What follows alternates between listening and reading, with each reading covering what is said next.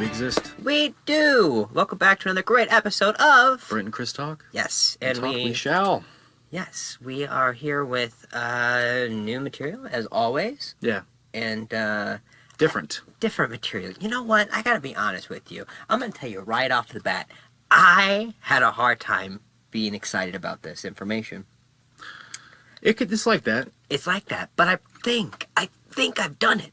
Yeah. I think I've cracked the code, if you will, and cobbled together with my cobbling skills a story that is worth your time, interesting to listen to. It's one of those things that's under the radar, and, you know, on the surface you read about it and you're like, okay. And then it's one of those things I'm sure you can get to some detail about, and you're like, okay, this is just what? It's too much. Yes, and I'm going to dabble in the details, but it's important. Folks. This stuff yes. is crazy important. And it's just one example of things under the radar that are just out there. Mm-hmm. It's kind of along the lines of the bees going extinct from that disease, that colony collapse syndrome, or whatever they call it. Yeah. Which may be a topic at some point that we cover. And I was blown away just by doing the research for this episode of all the other blights on the tree world. The things that are attacking it. Yeah, so I have some honorable mentions. I'm getting ahead of myself. That's okay. We're going to rewind a little bit and go back to, hey, how was your week? It's just 1 week this time. Yeah. It's like we finally got that schedule back or something. We're in there. It's past the holidays. We're getting into a routine again. Life was busy. Yeah, crazy. Flu season, you know. Yeah, oh, You're gosh. just inviting yourself on so many things. My week was good. Quick. Just busy at work, and I think it was a solid week in terms that Courtney had a lot going on after work, but we still managed to pull it off, and everything's pretty much went smoothly. I think the only thing I could complain about is my kids don't love to sleep at night. They just screw around in their beds or bed if they're sleeping together. Sure. So, but hey, if that's the thing I can complain most about, then I'm probably doing pretty good. Yeah, I completely agree with you. So what do you think? How was your week? You know, my week was different. My mom and dad were in Florida, and so Chelsea's mom had chemo this week also. So I had some help the first couple of days of the week where I had just one of the kids, but then the last 3 days of the week I had both kids. Yeah. And it's a lot. It was all day, you know, like so, and it was just so cold we couldn't go anywhere. Yeah. So we're like stuck in the house together, a small house. And, doesn't matter how big your house is; it still feels like a shoebox when you can't go anywhere. That's fair, yeah. And honest to God, we had a lot of fun. I tried to get Harry on the Wii. I tried to do some bowling because we missed your birthday party. Right. And we still got to get together and go bowling. Yeah. That'd be fun. Kids love it. Yeah, Harry gets the concept, and he likes to bowl. We have, like, the plastic pin set, so I thought Wii would be the next step, the next way to go, and the controller's still a little too big, you know? But he wanted to. He's 3, so, I mean... Yeah. It's a lot to, like, grasp, too, you know? Yeah, you gotta hold the button, let the button go when you throw it and stuff. And then I thought, well, I think I have a game that's like one of those shooters. You know, don't judge me. Don't judge me. I can't, like, play games. Murder everyone! Yeah, I know. I don't care, all right? I want to have fun. I want to play some video games with my kid. You know, this is the world we live in now. And, you know, but it was just, again, way too hard. It was like a sword fighting game where you had to use, like, the Wii controller and the nunchuck. And as soon as I saw that, I'm like, no. Not gonna happen. Yeah. So, so we got to spend a lot of time together, and it was just fun. We had a lot of fun. I haven't had them all to myself for multiple days for a while, especially since Evelyn has been fully mobile, talking a lot more. Her new thing was she'll say, "No, why?" And, like, I'll be like, "No, Patsy, no, why?" Like, because, and then she stop crushing off. my soul. I know. Yeah, she's got a lot of, I don't know, she's fun. She's got a lot of spirit. Yeah. And me and Harry sword fight a lot, like me and my dad did when I was growing up. You know, we played sword fight a lot.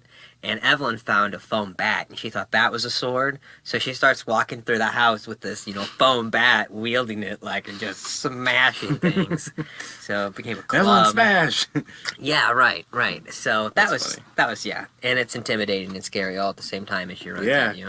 Especially when you're not expecting that little thing to come around the corner. Like, oh my god, it's a gremlin! Yeah, exactly. So if you're a parent, you know what I mean. We had a good week. Again, we'll fill everyone in more later, but Lots on going our on. private enterprise, if you will. Get a little side project going we've been talking about. Yep, little teasers here and there. We are, we're making progress. For sure. Major milestone today. Yeah. And I think that within the next week or two, have another big one. Yeah, and it was filmed, so we have that to share with you when the time is right. If the time is ever right, I would say. Yeah. There are still some, they say make or break. There's still some chance of a break, but it's narrowing. Yeah, man. We're like on the path of kickstarting and making it happen. I think it's just like you say, a matter of like proving out a few things, making sure we understand. Yeah, yeah, and I think the biggest thing we had going for us, and again we'll get into it later, is we had so much energy. Yeah. And enthusiasm. Yeah. That when has not waned. Yes, exactly. And when it started to rain on the parade a bit, didn't matter. I see people get into things they're not full-hearted about, and when they see the first hurdle, they're out. Yeah, it dies. And like you have to be able to admit, like, hey, this is not realistic or something. But that's why you like vet, like. Early on. Like, right. We pitch ideas all the time, especially you. Like, you're an idea factory. You're like Elon Musk, like firing things off at me. And I'm like, all right. And I'm a natural born critic, so it kind of works out pretty well where I can just like hatchet the fuck out of everything. Yeah. Sorry to cuss already. That's a one F-bomb already. That's the one. Where I just hatchet things. Yeah. And I mean, I think everybody, every good team has a good critic. And I think that's what balance is all about. Like you haven't seen Parks and Rec, have you? Not in, like, I've seen parts of it, like, clips. As with a lot of shows. Like, I don't live in a complete cave. I've seen a lot of things, like, snippets here and there. And in Parks and Recreation, the parts that I saw was hilarious. I get the feeling like I'm kind of the Chris Traeger, like, the positive one in the bunch that says all the happy stuff. And then, like, you come in, and, wow, I'm blanking on his name. You need a mustache. Yeah. Yeah. Well, the other main guy, Ben. Oh. Leslie Knope's main Yeah, squeeze. That's funny. Yeah, and he's like... Facts guy. Yeah, I mean, I Brent has crushed several of my dreams, and we're still super close. I can easily come off as a bit of a a-hole sometimes, but it's all very well intentioned. I promise you. Right. I'm just trying to like live a realistic. Yeah. And I mean, don't get me wrong. I have dreams and ambitions, and like I let those flow through more to you than anybody. Yeah. But at the end of the day, I just can't help who I am. And neither can you. That's why it works. It works out good. But Brent and Chris talk. So we are going to finish today's episode talking about the polls. Yeah, because we can't help but, politic. A little bit. But we're going to dive in first to the main episode. Yeah, our topic. Our main topic, which is going to be E.A.B. The E.A.B. In a world where the E.A.B. is a threat. We should. Which could be introduced as a horror. We wouldn't be far off. I mean, it's a scary thing. So it's the emerald ash borer. Yeah. And what is it, man? Yeah, it's a non-native invasive beetle. Sounds like a freaking alien. It does. And now it's smaller than a penny, 14 to 18 millimeters. Right. Reflective green, metallic-looking body.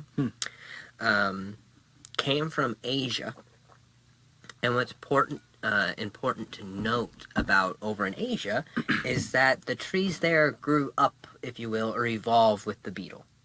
And so they've kind of developed some natural defenses to help save themselves. Right, so they can combat the beetle. Like, they're not completely vulnerable and going to get just destroyed. Yeah, exactly. And they were first found in America in 2002 up in Michigan. Up for us, depending on where you're listening. Yeah, right. Might be over. Right, down. Might be down. Could be where you're at, too. I don't think we get many viewers in Canada. No, but we should. If you're out there and you're Canadian, spread the love to your brethren and introduce them to us. I love Canadians. I do, too. You know? Yep. And, I have fun stories about Canada. Me too. I will love to share one. Mine mostly when vacationing with Canadians in Mexico. Huh. They're awesome to party with. Huh. Yeah, man. Mine involved my dad and me driving and trying to find moose. Now, I've been to Canada, too. Yeah.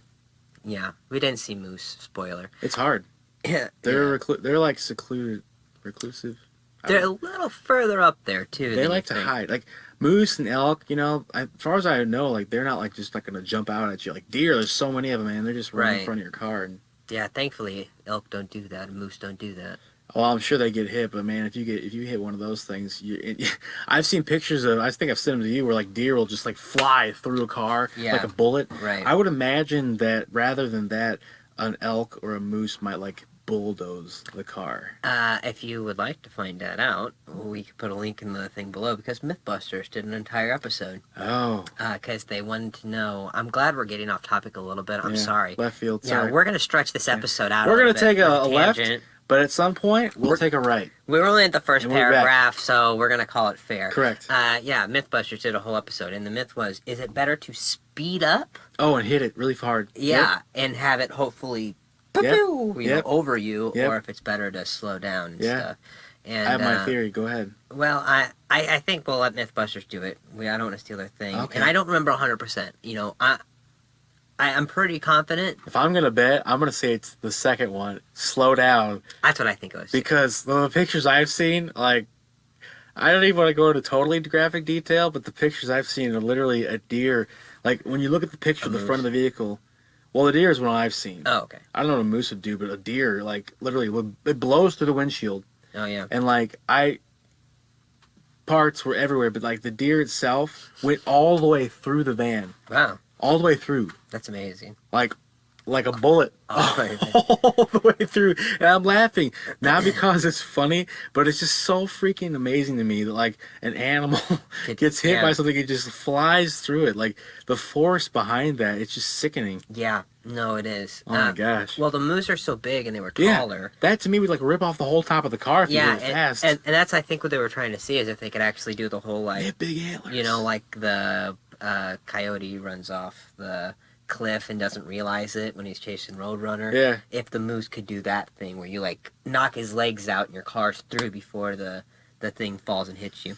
Didn't work out like that. I'm pretty sure. Some great slow motion. Well, here's the thing. So you take out the legs, but the car's a wedge, and at the very top is a windshield, and exactly it's like what it was. Yeah. Oh my gosh. Yep, you gotta watch it. It's good. It's good. Okay, so our topic today is E.A.B. To the E.A.B. Yeah, the emerald boar ash, non-native invasive beetle, smaller than a penny, 14 to 18 millimeters, green and metallic looking. Yeah. Came from Asia. First found in Michigan, 2002. 22. Caught you back up. We caught you back up, you know, if you got lost there. Yeah. So, the emerald boar ash, though first sighted, or emerald ash boar, though first sighted in Michigan 2002, has now been sighted in over 22 states and a few Canadian provinces. Jeez. So, Canada, this one's for you. Man. Now, the first signs, you wondered, wow, do I have, this infestation going on? You have it So, some signs to look for. You could see damage around the crown of the tree. So up at the very tippy top there's going to be some discoloration going on, maybe. Okay. The other things you can see, dead branches. Like, normally a tree will lose one or two dead, branches a year. Right. But more than that, something's going on. There can be notches eaten out of the tips of the leaves, just a little right around the ends. They don't eat the whole thing. They're very specific, I guess. And like my kid, he'll eat like a bite out of something and then go on to another one. Yeah, right. Kind of what it reminded me of. And they're in Illinois. Yeah, well, there had been some sightings in Illinois. Okay. So I don't have every state, but and I have to be honest, some of the data I have comes from 2003, and some comes from 2013, and some comes from 2019. So I'm going to give you the information. The links are going to be in the whatever, the words the profile. below. Yeah. Look below me, it'll be there. One of the blue shiny things. And yes, so I learned a new word too. I can't say it now. Epicormic sprouts. Okay.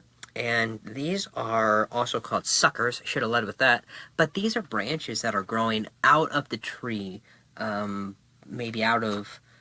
They don't look like normal branches. They don't follow the normal contours of the tree. These are going to be just random suckers, as they call them, random sprouts coming out of the tree that don't match the conformity of the tree. And this is the tree trying to save itself, trying to put some new green out to try and catch more light and spread nutrients around. Yeah, because what are these things doing to the tree?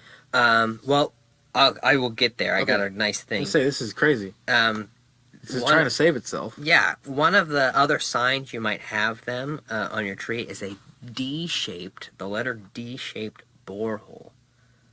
Because when they get into it, but one of the last things they do is come out of your tree and they bore a hole out, and that is a D shape. Now there's several insects that bore. We have native bore beetles, which is the Asian longhorn beetle. It was in my honorable mentions. Jeez. As well as the bark beetle, and not a bug, but chestnut blight, which wiped out nearly all the chestnut trees in America. What? Yeah. It's crazy stuff out there, people. Okay, so we got the D-shaped bore holes. This is the other one I thought was cool, the galleries. This is the one that I've seen in my trees, and this is, I thought I had this, which kicked this whole thing off. The galleries are like when the bark falls away, you'll see like the squiggly lines, like the weird turns and stuff like that. Okay. And S shapes, and that grows in the cambium, or the layer below the bark that helps the tree move its water and nutrients throughout the tree. So it's right below the bark, that soft, wet. Yeah. Yeah. It's the nutrient. It's like your veins. Yes. Now the bugs, the E.A.B, they have a 3 to 6 week lifespan. That seems like a really big gap. Yeah. It's like half life or a full life. Yeah. So interesting, but the females will lay eggs in the grooves in the bark, and then when the eggs hatch, they burrow in under the bark into the cambium, and the larva, the little worm state, is when they're in there rooting around, eating the cambium, and that is what causes the death of the tree. That is what actually is causing the death. Is that they keep multiplying the tree, eating it up, and it's the rooting around in the cambium. It's disrupting the flow of the nutrients throughout the tree. It kills it from the inside. And yeah, it's sad. It's a sad state for things. Now, so ash trees is what they primarily affect, hence their name. Now, in America, we have almost 8 billion ash trees. It's a lot of trees, 8 billion. And that's in North America. And do you want to know how you identify? Yeah, sure. I'm curious. Okay, if you want to know if you have an ash tree in your yard, things you're going to look for, they have opposite buds, which means when the branches are coming out, if there's a branch coming out here, there'll be a branch coming out directly across from it. They, like a Y, and then so on and so forth. The other thing is they have something called compound leaves. So we know, like we think of the Canadian maple leaf, that's not a compound leaf. That's a single leaf. So this is going to be a leaf composed of many leaflets. And the ash tree tends to have 5 to 7. So I make I don't know if you know trees, but to throw some other examples out there, dogwood is going to be similar, but they have way more leaflets. Walnut trees also have the compound leaf too. So compound leaf, 5 to 7 leaflets, the opposite buds. Now the green ash, there are a few different types of ash tree. We have the white, the green, the blue, and the black ash trees. The green ash tree takes on a beautiful yellow in the fall time, whereas the purple, the white ash tree takes on a purplish hue. Isn't that pretty? I think that sounds pretty. And ash trees are actually found in all 48, touching states. What is that? Contiguous? Contiguous, yes. I wrote that down, I just couldn't read it. And it looks like I wrote contrate. I knew that wasn't right. And, okay, so ash found, again, all over 8 billion. They mainly grow in Midwest and the Northeast in America. And, they have some benefits.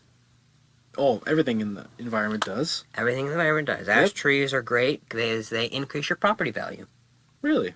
Gotta love that. They're tall trees. They're shady trees. Yeah. Okay. So they're great for windbreaks. That's why you'll see them a lot of times in New York City. They're planted in those little, concrete holes. That's sometimes an ash tree because they're tall. They act as windbreaks. They provide cool. shade, pollution abatement, which I'm gonna kind of tick on that one again, and temperature regulation, just because again, trees, shade, all that other. See all the above. So, commonly used in the industrial part for commercial pulp, commercial Really? lumber pulp. Wow. Yeah, so I'm guessing like, your composite board, stuff like that. Yeah. Also, ash trees are really used a lot for tool handles, furniture, and crafting. And this one's going to hit home for you. Big. The other thing that ash trees are often used for are baseball bats. No way. And who uses mainly ash for their baseball bats? The MLB. You can see everybody. The MLB, yeah. I didn't think about that. And they are trying to switch from ash because it's a source problem, and they now are moving to maple, and you're seeing a lot more bat breaks. I'm not seeing it because I don't watch baseball, but They do break more. Yeah, for sure. See? I was kind of curious. that's what? So they shatter more. Yeah. This is probably the density of the wood and all like the composition, the fiber, and all that. So the 7, almost 8 billion ash trees have an estimated worth of $280 billion. It's not cheap. Alive. Now, ash comprises 7.5% of the total hardwood saw timber volume in the U.S., so total wood at the sawmills. And that alone is worth about $25 billion. And that's from the 2003 Fed Register. Jeez. Yeah. I think some of the reason I had a hard time getting behind this episode is there weren't like awesome Joe Rogan podcasts to watch. Those do help, don't they? They really do. God, I appreciate when people do good shows that we can. Yeah. Piggyback, learn about, Yeah, so investigate more. there's like 3 or 4 maybe tops YouTube links, but the rest are like the U.S. Forest Reserve, Forestry and all that. Yeah, tedious.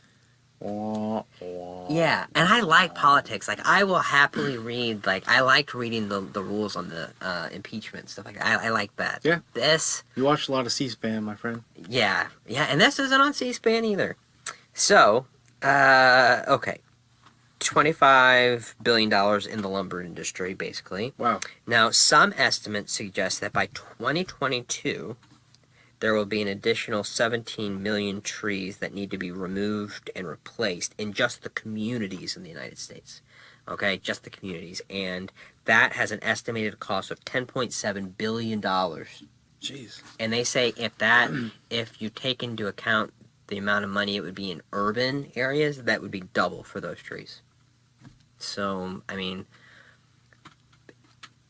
economically, It's have a value beyond what we would even consider. yeah, It's just a tree, you think. Yeah. But it's not. right. And so Toronto, okay, they estimate that it'll cost the city $37 million over 5 years to cut down and replace the city-owned ash trees. Wow. So are they losing all their trees then too? Yeah. So, yes, they are. Estimates say that 50 to 60 million ash trees have been killed, and again, millions more are dying every year. Wow. So how does the beetle get between the trees? Well, once it bores out, it's alive, and it's just a bug flying around.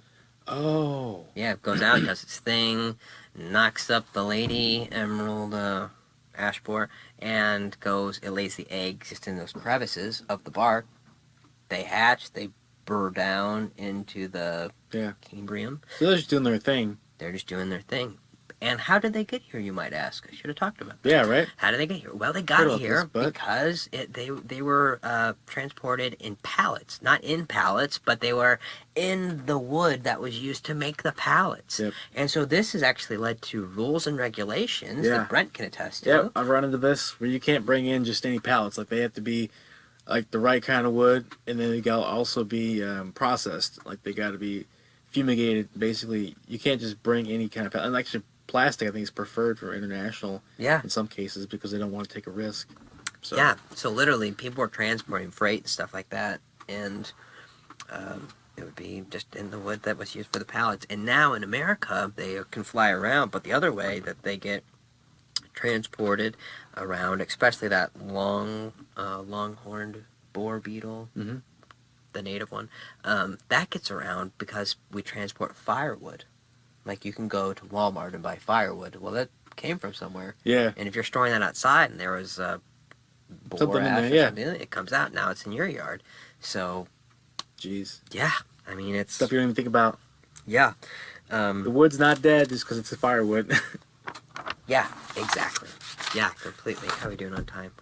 On average, 1 acre of new forest can sequester 2.5 tons of carbon annually. Okay.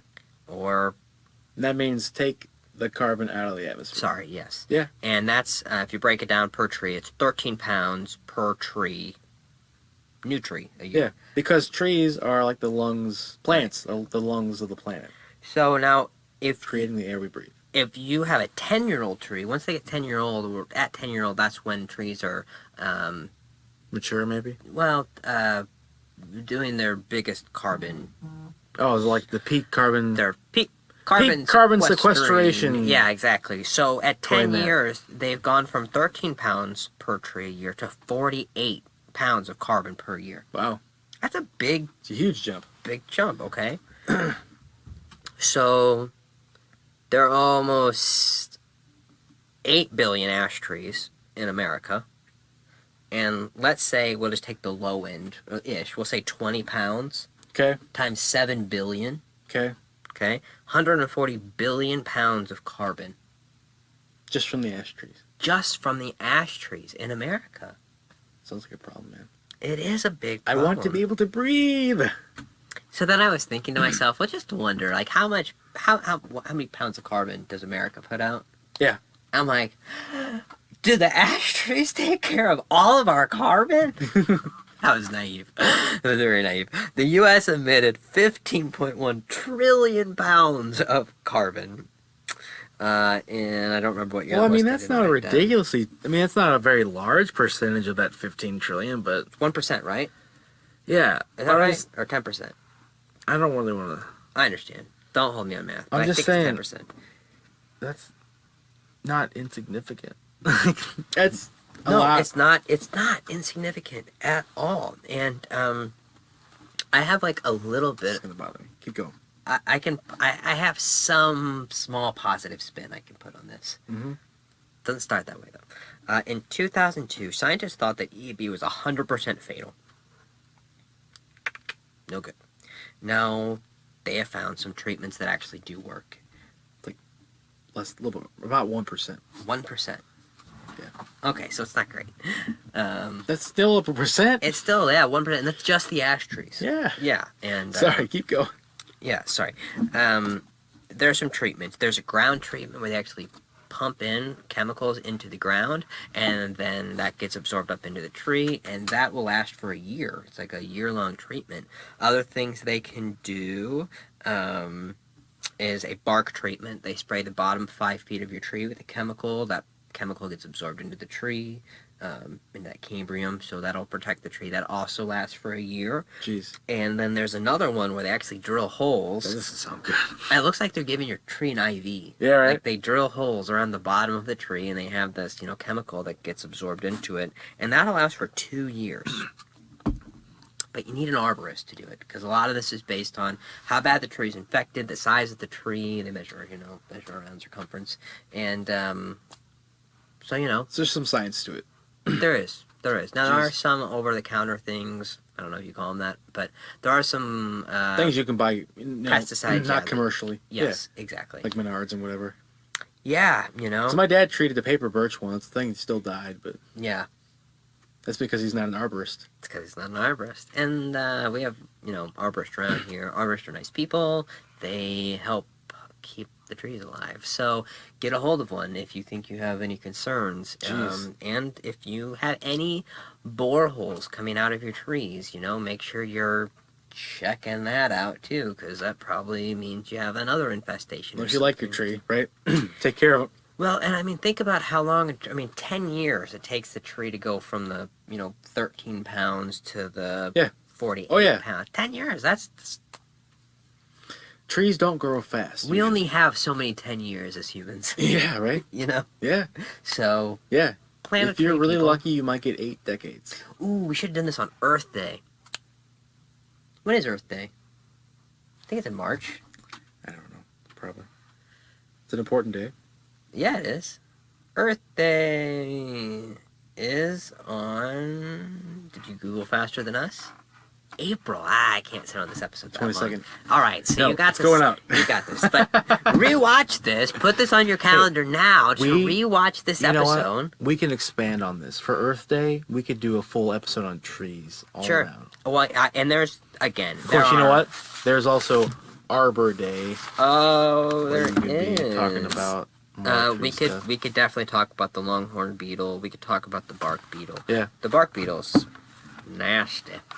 Seems like all these things are nasty. It's like, what are you doing?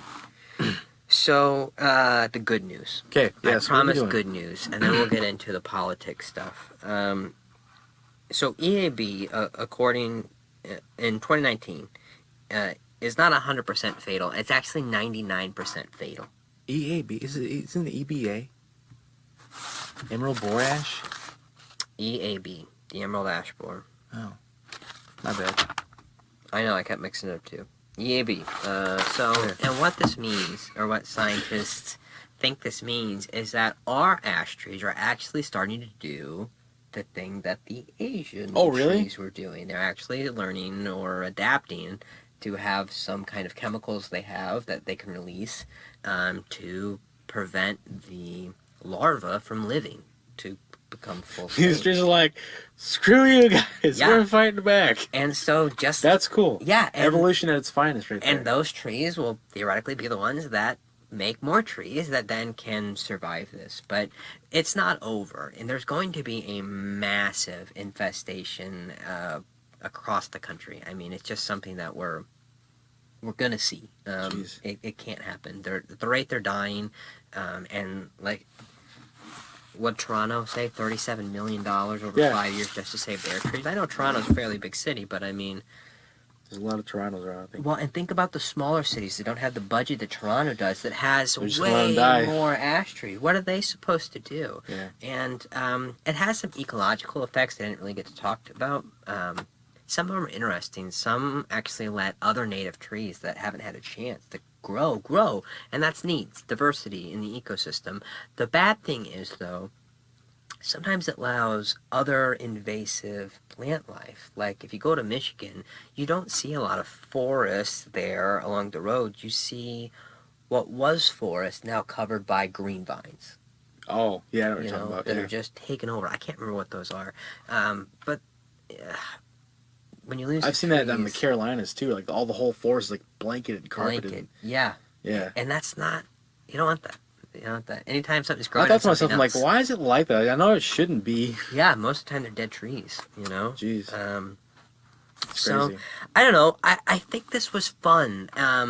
It's different, and honestly, I think that like most people don't sit there and look around trees and like, oh man, all these trees are freaking dying. Like, it sounds like a thing on the surface, but like you could easily just breeze over it. But it's a major issue because if this happens to one tree, like think about all the other things that could be affected. That's probably why they're treating the pallets like crazy. Yeah. They don't want, excuse me, other trees to get infected with other. This is just one beetle. Yeah, Like, right. last year, I think it was, all of my herb plants out in my garden got destroyed by these beetles that came through. I've never seen them before, and like they were just going nuts on all my stuff. So I just went crazy with my pesticides. I decided I wasn't going to eat any of these herbs, but I was going to kill as many beetles as I could. And I just had like a freaking Armageddon of beetles, just a carpet of them. They weren't the Japanese beetles? I think they were. The They were like shiny? ladybug-looking things. Yeah, yeah. I smoked them all. I'm so glad you got to experience that too. I got those the year I tried to grow corn. Oh man, Yeah, those things they just eat everything they do. down to nothing. And I would get like literally 100, 500 of them on an entire ear of corn. I'm like, I had a basil plant that was just beautiful, and it started just it looked like the thing caught on fire. It eats it down to nothing.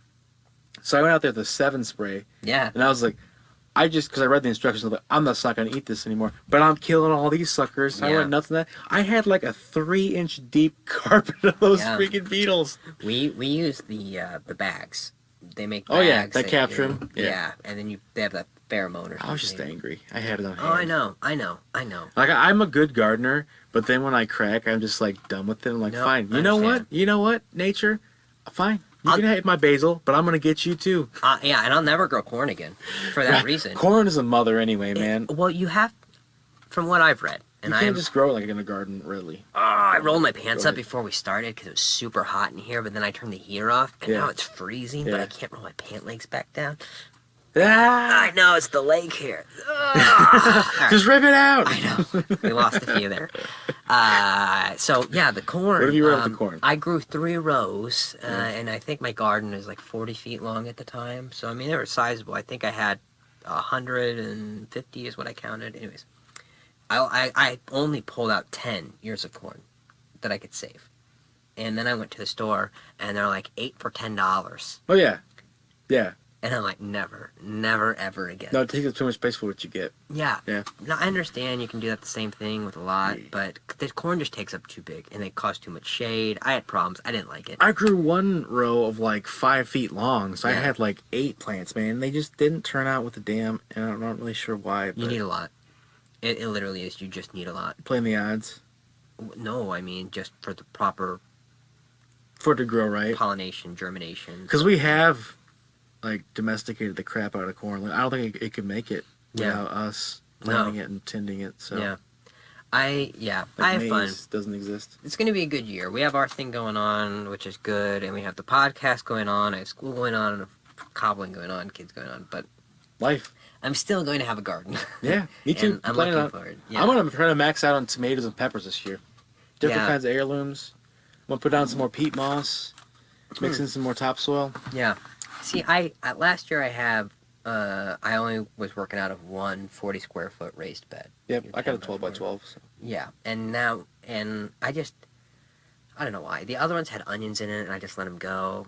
So they'll Onions come can be back. tough. Yeah, well, they're fine. I just didn't want to do anything with them, and I wanted them to really seed out. Mm-hmm. So this year I'll have the onions in there, and I think I'm going to plant garlic in the other thing. I Oh, really cool. want to grow garlic. It's going to be my new thing. I think I can do heirloom garlic. Garlic's handy. And then you can make black garlic out of it, and then it's canned product. So, the other thing I was thinking though is with the other 2 raised beds, I'm gonna bring my strawberries back. I love growing strawberries, and we had again 10 foot long, 4 foot wide, so 40 square foot bed of strawberries. And by the second year, I was pulling a quart of strawberries out of it a day when I was harvesting them. Wow. It was the best strawberries I've ever. I've had. never done strawberries well. Like they have like those runner things, right? Yeah, How do you handle that? You just run it down? they run. No, I know, but like when they do the thing where they're running, you just let it go. Yeah, so I bought 6 Like, plants. how'd you keep the rows? I bought 6 plants, no rows. You let strawberries do what they want to do. How come I've been to strawberry picking places and they have rows? Well, they have. They just cut them off. I mean, they have rows, but they're like still within that row. There's some runners that have grabbed, attached, and say, you know what I'm saying? It's not like it's. They're not rows of corn, but like there's not a lot of stuff in the middle. I remember. Yeah, I would be very, just very curious. surprised. I would be very, very surprised if they were like a single plant. I mean, if they are, that was very meticulously done to do it. Okay, I'm just And I curious. found the best result is when the plant had a few runners that had stuck and started to grow out and it became more of like a system. That's Mhm. when we started getting like the real strawberry size that you see from like the grocery store and stuff. They come back every year. Yeah, they came back every year, which was amazing until it got overtaken by these terrible, terrible raspberry bushes that they were like the bad guys of my garden. They became impossible to keep up with.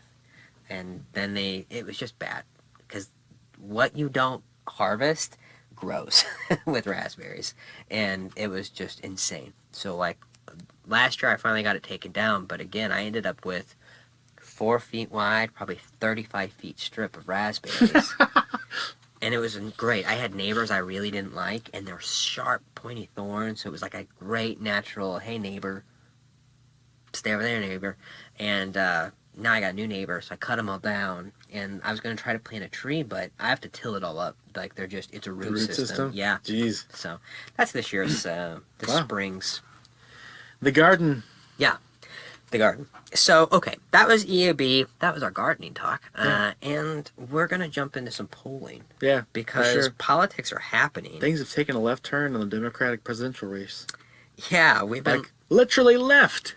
Yeah, We're losing some moderates. It looks like... Here, I'm going to click on the national polls just to do it this way.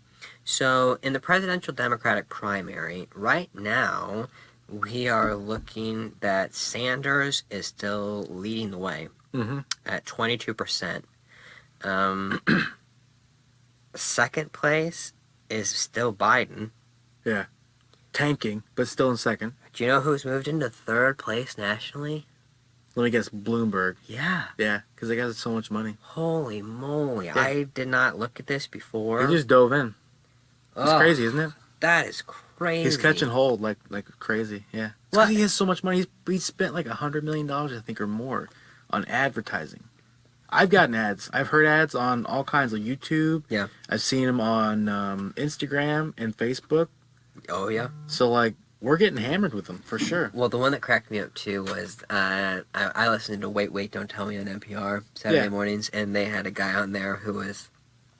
One of the other panelists made a joke about how Bloomberg ads are just dumb and just over the top. And he's like, I'm Michael Bloomberg. As a billionaire, I know that being an African-American is hard. Vote for me. Like, and she was just kind of making a joke of it. Right. And the black guy on the panel was like, yeah, you know it's hard to be black. You made it hard. Nothing wasn't hard before, he said. But, yeah. Yeah, because, again, Bloomberg famous for the stop and frisk thing. That's a rough one. It is a rough one. I don't know how he's getting past that. And Bloomberg had some There's some skeletons in the closet. Yeah, which I gotta be honest, I would like to address those someday. There's this really bad habit on the left to demonize facts that we don't like. Yeah. And I think that's not how you fix things. No. Gotta kind of own up to it and run with it if you're gonna... I mean, life, people are real. Like, you don't just get, you know... And I think that's the thing that, in my head, I like to believe that there's still the people in politics, and I know people don't like her very much, but Nancy Pelosi, I think, fits this. She knows how to play the game in a way that still gets her thing done. I know. I don't love her. I don't either. But I really get mad at the people who just rag on her nonstop. Like, you know what I mean? Like, yeah. I don't know. So it's probably the same feeling of people who love Trump to death that get pissed off when people rag on him. Mm-hmm. For whatever reason. Fourth place is Warren, 11.8%. Buttigieg is fifth, but really close to Warren. He's at 11.2%. Jeez. And Klobuchar, 4.7%. Then it just drops off like crazy, doesn't it? Steyer, who's still around. Yeah, I can't believe him. Or even 4.9. Gabbard's not running anymore, is she? She dropped out, I thought. This says averages of February 16th, 2020. Look that up. So, presidential Democratic primary, they had, like, head-to-heads, you know? Like, pretend head-to-heads. Mm-hmm. So they did Warren and Klobuchar. Warren won. Klobuchar and Buttigieg. Klobuchar won. Warren and Buttigieg. Warren won.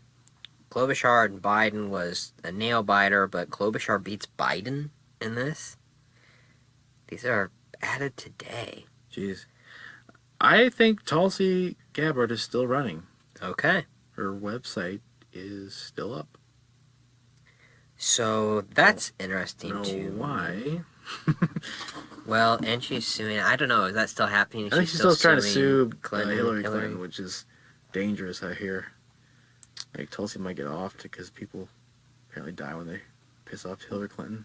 So, that's a conspiracy theory. I'm just kidding. I didn't even hear you. That's I know you didn't. And I nodded. Sure. New Hampshire, Sanders won 26%. Buttigieg was at 21%. Yeah, I know. These early states are kind of like, what's happening? Yeah, and that's the other thing that I'm interested in, too, because I don't know. I want to go back and watch some of our shows, our first shows, see how I characterize Trump complaining about the popular vote. I don't like that Sanders is toting why I won the popular vote. It's because they're trying to find any angle to win. The Sanders doesn't need that. Well, I know you're right, but it's the same thing where all the Hillary people were like, Hillary won the popular vote. Well, guess what? Trump still won the Electoral College and got the freaking presidency. It doesn't matter. Like, go for what matters. Yeah. Trump is great at playing the game of what matters. He's an idiot, but he's not. You know what I mean? No, you're right. Wow, gosh, how is it possible? Donald Trump's approval rating, It's up. 43%. It's up a ton compared to what it was. Now, granted, he's never crossed 50%. He's never been an overall popular president. Right. Ever. And his disapproval is holding steady at 52%. I can't even believe his popularity is like going up now, because right now is when the economy's kind of faltering and not doing so great. Like, they've revised a lot of the jobs numbers. Like, yeah, we post all these job ads, but then you need to pay attention to what happens 3 or 4 months later when they revise them, because they usually, right, like as of late, have been revising them down. Can I just segue one point? I don't know where I'm really going with this, but I feel like if it would have been a Democrat in charge now, as president right now, the coronavirus would have done a lot more damage to the stock market. How so? Well, I don't know. I literally have nothing to base this on. I'm just saying the stock market did nothing but climb during the ongoing... You saying, like, are you trying to, like, get in, like, because Trump is so, he's trying to do his restrictions on travel and all that stuff, you're thinking that the more loosely run borders would allow for more of the coronavirus transfer? Not even that. I think if you had a Democratic president who wasn't constantly making you worry about other nonsense or laws they were breaking or things like that, we would be way more focused on the coronavirus. Could be. I mean, I think we'd be way more focused on a lot of things if we I know. No, you're completely right there. If a Democrat had been in the presidency, I'd be willing to bet just about anything we would never have had an impeachment trial. He probably wouldn't have had anybody looking after Russian collusion with a presidential campaign. Well, and you saw one of our friends and listeners, Michelle, sent me the message about they put something on the floor about trying to codify Roe v. Wade, and it didn't pass. Didn't get Republican support, which I worry that they have like a really big prize that they want to get out of Trump. They do. I know. And I thought the tax cut was it. That was just part of it. I know. That's small potatoes for them. It is small potatoes. And I think the courts are the big thing they're going for. Correct. To get the icing on the cake, which is Roe v. Wade. They've won the courts piece of it. They just need the cases to make it through far enough. Right. Well, I mean, yes, they have. You're absolutely right. You now look me straight in the face and tell me if Roe v. Wade or some challenge to it came to the Supreme Court, you think Roberts is going to hold up against that? No. I'm damn sure he's not. No. We can turn that heater on. You can push one down. I'm okay. I'm cold too, sleeves. Man. I know. You I don't have sleeves. I don't have sleeves. I care about you. Just one. Just one. Which one? I don't care. Right or left? It doesn't matter. Just not both. One's 700, one's 800. I'm like, really? Do I really notice that extra 100 watts? I don't think I do. It makes all the difference, Chris. Mm-hmm. I mean, I can put them on together and then it happens, but I don't think I need the individual. I'm shivering to myself. It's like, come on, dummy, you got sleeves. So that's really the big stuff on 538 right now. Yeah, I mean, my biggest thing is I can't believe these early states have gone the way they have. I mean, I knew Bernie was going to be popular, but I didn't know Biden would just go off a cliff like he has. Warren's kind of surprised me, too. I've never liked her as a candidate, really. Right. Just for several reasons that you and I have talked about. But, I mean, at the end of the day, I can't believe she's totally gone. I'm glad more people are dropping out because we don't need so much noise. We need to focus things. And really, they need to hash it out between Biden, Sanders, Warren, and Buttigieg. Klobuchar's in there, but I feel like she's just a late blip because of the last debate. Now, maybe that could carry some weight with it, but that's just that. I feel like that's just like how people care the most about the recent things that have happened to them versus the longer term. Like, I feel like reflecting on it, people would be like, she was just a one-show pony. I was surprised with Hillary. In terms of what? When she picked that Tim Kaine as her vice president candidate. I was surprised too, but he's not a bad guy. He's not a bad guy, but who's he going to turn out? Who's he going to get to show up? He doesn't have a lot of... trying to see. I was jumping on over to Real Clear Politics to see if I could find about North Carolina. And it's interesting because they have different polls, but even the Fox poll from North Carolina has Biden beating Trump. And if you go to Sanders, Bernie Sanders, he beats him, even in the Fox one. I think that Biden, I agree with both of those. I think that it'd be much closer if Buttigieg got the nod, and I don't know if Warren could beat Trump. If you look at Buttigieg, according to Real Clear Politics, just in North Carolina, we're focused on North Carolina, Buttigieg doesn't win anything. He loses? Loses everything. I'm not surprised. I don't know why I don't really care about that right now. What I'm looking for is the Democratic primary. Okay, so in North Carolina, thank you. Back to 538, my trusted 538. They have Biden ahead in North Carolina. I think that was predicted. Well, it's because it's the first time there's an actual decent population of African American. It's a more diverse state. Yeah, which I don't understand that draw for Biden from the African American community. Don't know either. Is it just the Obama link? It doesn't hurt, but I really don't know. I don't know what he's done to be like their guy. I wish I had a better answer, but I really don't have a lot of insight into what draws that part of the voting populace. So I wish I could show you this. I'll show Brent just to. We need a screen. I know. I really am trying to get one. Yeah, we'll over figure there. something out. I know. I don't know what you guys be able to see. I could do picture. Mics first. Stuff. We're gonna work on mics first, so you can hear us better. And then we're gonna upgrade our editing software. Woman's going a discount on that. And eventually, there's a new set in design and development. Yeah, but we'll never leave this room. No, we'll die in this room. For you people, because we love you so much. And so I was going to show Brent this. I mean, even in North Carolina, though, Biden is tanking. Biden was at 40%. Everywhere's tanking. It's because the other ones are going up, and so you have to give somewhere. It's kind of like you only have so much of the pie to give. It's not 100%, you know what I mean? But like, there's not that much fudge factor. To me, if he goes up, someone else is going to take his place. And look, it's like a mix. Well, no. Buttigieg has gone up. Bloomberg has gone up. Sanders gone up. It's just crazy. Bloomberg. It's like sucking the life out of Biden, like Bloomberg, a vampire. Yeah, that's exactly what I think it is too. That's exactly what I think it is.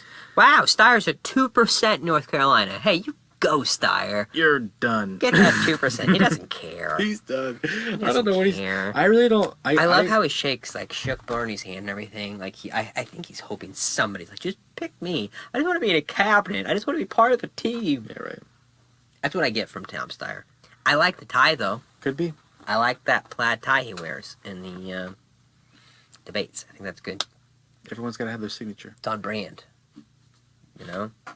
It's on brand. It's like after Space Jam, we knew Michael Jordan had the same underwear on for every game. We couldn't know that. We all thought about it.